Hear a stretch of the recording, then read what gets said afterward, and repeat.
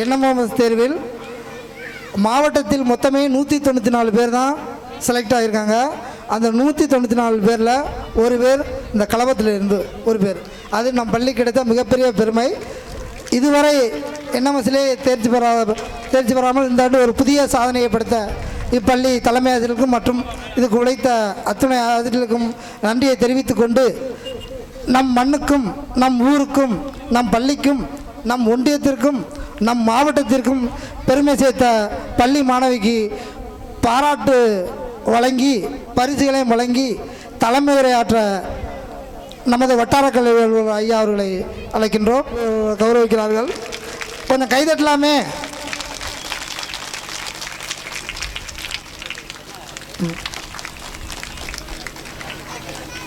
அடுத்ததாக இந்த என்எம்எம்எஸ் தேர்வு பண்ணதுக்கான காசோலை ஐயப்பன் சார் மேடைக்கு வாங்க. டீச்சர்லாம் கொஞ்சம் வாங்க. இந்த பள்ளிக்கூட ஆசிரியர்லாம் கொஞ்சம் மேடைக்கு வாங்க. இந்த காசோலை நமது வட்டார கல்வி கரங்களால் கடின உழைப்பு, விடாமுயற்சி இதுதான் வெற்றிக்கான சூத்திரம். இதை மிக திறமையாக கடந்த கிட்டத்தட்ட ஒரு 6-7 மாதங்களாக கடுமையாக உழைத்து இந்த வெற்றி கோப்பை வாங்கியிருக்க அன்பளிப்பாக வழங்க இதை நமது வட்டார கல்வி அலுவலர் மூலமாக வழங்கப்படுகிறது. நம் ஒன்றியத்திலே இதுதான் முதல் முறை. இதை பார்த்து இனிமே உள்ள அனைத்து பள்ளியும் இதை பின்பற்றும் என்பதில் கிட்டத்தட்ட 100% வெற்றி. இது ஆவரால் ஒன்றியத்திலே இல்லை. இந்த பள்ளிக்கூடத்தில் மட்டும்தான் எழுதின 3 பேருமே வெற்றி பெற்றிருக்கார்கள். கட் ஆஃப் மார்க்கில் கொஞ்சம் குறைஞ்சிருக்கு. அதனால் நூலிலையில் அவங்க வெற்றியை தவற விட்டுருங்க. அதனால் அவர்களும் வெற்றியாளர்கள் தான். அவர்களுக்கும் ஹேமாஸ்ரீ அவர்களுக்கு பள்ளி ஆசிரியர் இவங்க பேரண்ட்ஸ் இருந்தால் கொஞ்சம் மேடைக்கு வாங்கம்மா. இவர்களும் வெற்றியாளர்கள் தான். எனக்கு கட் ஆஃப் மார்க் சென்ற வருடம் அனைவரும் பாஸ் பண்ண அனைவருக்குமே இந்த பிரைஸ் கிடைத்தது. இந்த வருடம் அடுத்து 3ஆவதாக மகாலட்சுமி இவர்களும் வெற்றி பெற்றவர்கள் தான். கட் ஆஃப் மார்க் அவர்களுக்கும் ஒரு மின்னணு கடிகாரம் ஸ்மார்ட் வாட்ச் வட்டார கல்வியாளர்களால் வழங்கப்படுகிறது.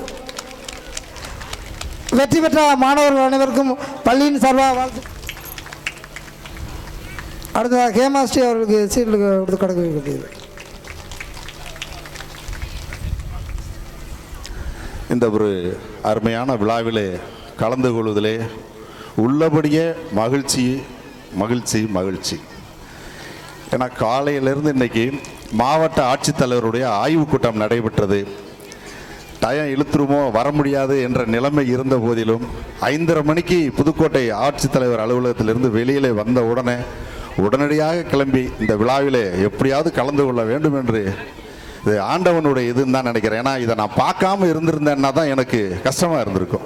இப்படி ஒரு பிரமிப்பான விழாவை ஏற்பாடு செய்த இந்த பள்ளியினுடைய பொறுப்பு தலைமை ஆசிரியர் மற்றும் ஆசிரியர்கள் உண்மையிலேயே நான் வணங்கி மகிழ்கிறேன். இந்த விழாவிற்கு வரவேற்புரை ஆற்றிய அன்பு சகோதரர் பொறுப்பு தலைமை ஆசிரியர் அரவிந்த் அவர்களையும், ஆண்டறிக்கையை சிறப்பாக வாசித்து சென்ற திரு ஐயப்பன் ஆசிரியர் அவர்களையும், இந்த விழாவிலே கலந்து கொண்டுள்ள பள்ளி மேலாண்மை குழு தலைவர் அவர்களையும், ஊர் தலைவர் அவர்களையும், இங்கு பணியாற்றி இந்த கலை நிகழ்ச்சிகளை எல்லாம் சிறப்பாக செய்து கொண்டிருக்கூடிய பட்டதாரி ஆசிரியர் ஆசிதா பானு அவர்களும் திரு சுகுணா அவர்களையும் பாராட்டுகிறேன். இந்த விழாவினை மிகச்சிறப்பாக ஏற்பாடு செய்திருக்காங்க. ஆவுடையார்கள் ஒன்றியத்திலே கடந்த 1 மாத காலமாக இந்த விழாக்கள் மிகவும் கோலாகலமாக நடந்து வருகிறது. இந்த ஆவுடையார்கள் ஒன்றியத்தில் கலபம் பள்ளியினுடைய ஆண்டு விழாவை தான் கடைசி ஆண்டு விழா. இந்த பள்ளி தான் இந்த வருஷத்தில் இந்த ஆண்டு விழா கடைசி ஆண்டு விழா. இந்த ஆண்டு விழா உண்மையிலே நான் வந்தவுடனே நான் கலபத்தில் தான் இருக்கேனா இல்லை கொடைக்கானல் ஆக்ஸ்போர்டு யூனிவர்சிட்டியில் இருக்கிறானு எனக்கே சந்தேகம். அப்படி ஒரு குளுமையான இடம். இந்த பியானோ, இந்த மைக்ஸு, இந்த மேடை அலங்காரம் உண்மையிலேயே எனக்கு ஆச்சரியப்பட வைக்குது. உண்மையிலேயே அந்த உங்கள் கரவசத்தை அந்த தலைமை ஆசிரியர், இந்த பள்ளிக்கு உழைத்த தலைவர்கள் அத்தனை பேருக்கும் நான் மீண்டும் மீண்டும் நன்றியை தெரிவிச்சுக்கிறேன். இந்த பள்ளியில் பார்த்திங்கன்னா அந்த நம்ம என்எம்எம்எஸ் தேர்வில் அவர் சார் வந்து சொல்லியிருந்தார், என்எம்எம்எஸ் தேர்வில் கண்டிப்பாக எங்கள் இதில் 3 பேர் வெற்றி பெறுவாங்க சார், நீங்கள் நான் விழா வைப்பேன் சார் அப்படின்னாரு. கண்டிப்பாக விழா வைங்க, நான் முதன்மை கல்வியில் விட்ட அத்தனை அலுவலர் அழைச்சிக்கிட்டு வரேன்னு சொல்லியிருந்தேன். அவருடைய முயற்சி வீண் போகவில்லை. 3 பேருமே தேர்வாயிருக்கிறார்கள். அதில் ஒருவர் மட்டும் சாதனையாளராக விழுகிறார்கள். தொடர்ந்து அந்த மாணவ செல்வங்களை அந்த பெற்றோர்கள் படிக்க வைக்க வேண்டும். தொடர்ந்து 9வது வகுப்புகளே இதே மாதிரி திறனறி தேர்வுகள்லாம் இருப்பது என்பதை கவனத்தில் கொள்ள வேண்டும். நிச்சயமாக இந்த குழந்தைகள் பார்த்தீங்கன்னா வருங்காலத்தில் அதாவது குரூப் 4 குரூப் 2 எல்லாம் ஈஸியாக பாஸ் பண்ணுவாங்க. இது அவ்வளவு எளிதான தேர்வு இல்லை. 2,30,000 பேர் எழுதின தேர்வு வெறும் 6,600 பேர் மட்டும்தான் செலக்ட் பண்ணியிருக்காங்க.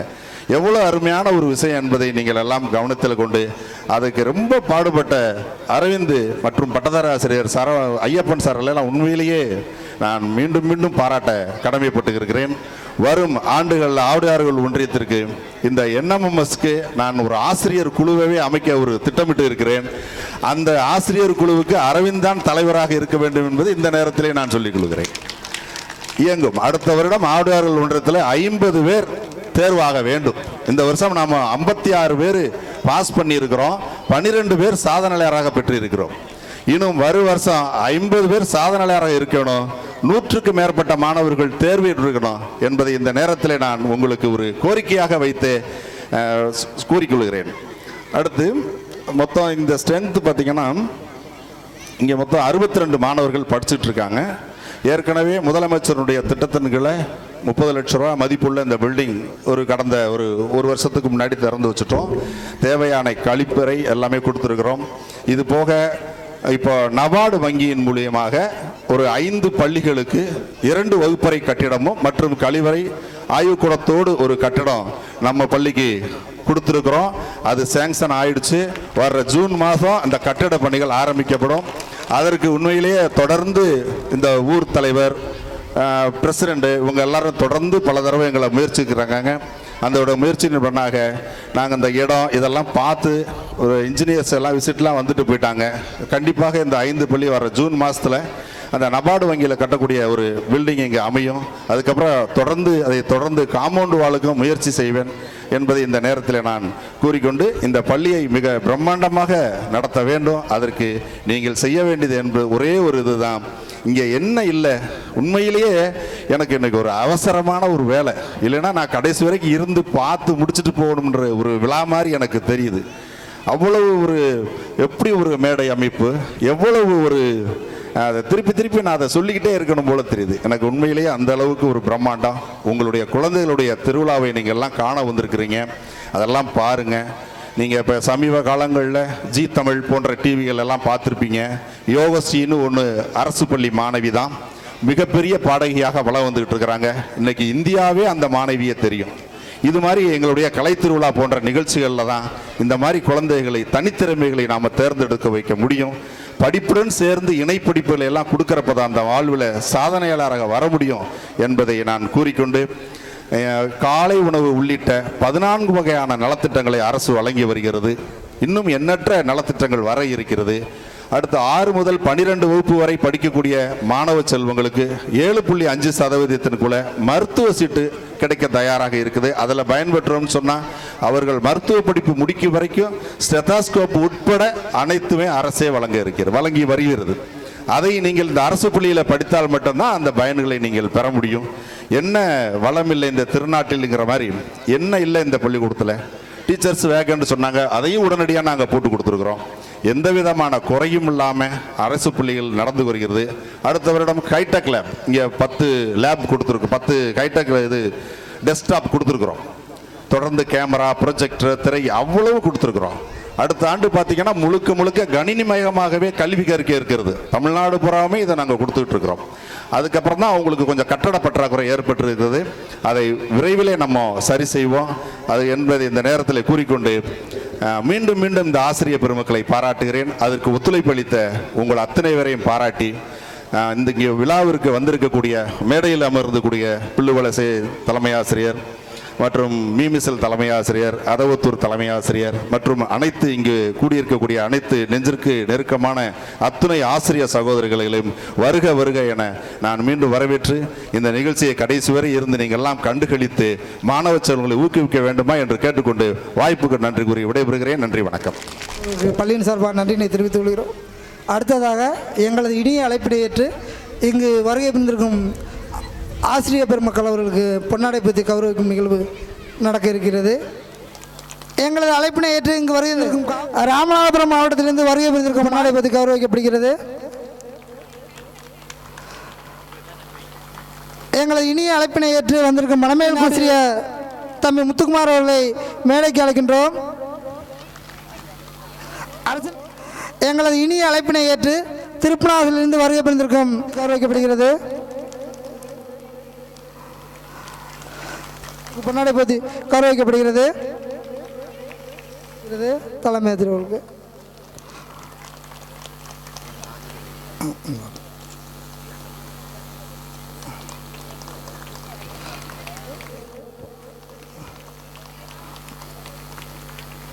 பானுமதி தலைமை ஆசிரியர்களுக்கு பொன்னாடை பற்றி கௌரவிக்கப்படுகிறது.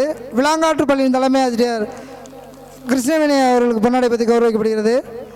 துஞ்சனூர் பள்ளியின் ஆசிரியர் அருமை நண்பர் செல்வராஜ் அவர்கள் மேடைக்கு கௌரவிக்கின்றார். பள்ளி என்பதற்கு ஒரு உதாரணம், இந்த பள்ளியினுடைய ஆசிரியர் ஐயப்பனுடைய குழந்தைகள் இங்கேயே படிக்கிறாங்க. அப்போ அவர் எவ்வளவு நம்பிக்கை நம்ம பள்ளி மேலே வச்சிருக்கிறாரு. இதை விட வேற சான்று உதாரணம் தேவையில்லை. ஏன்னா இதை நான் கண்டிப்பாக சொல்லியே ஆகணுங்கிறதுக்காக தான். அதனால் 5 வயது முடித்த அத்தனை குழந்தைகளும் அரசு பள்ளியில் சேர்ப்பீர்கள் என்ற நம்பிக்கையோடு உங்களிடம் விடைபெறுகிறேன். நன்றி, வணக்கம்.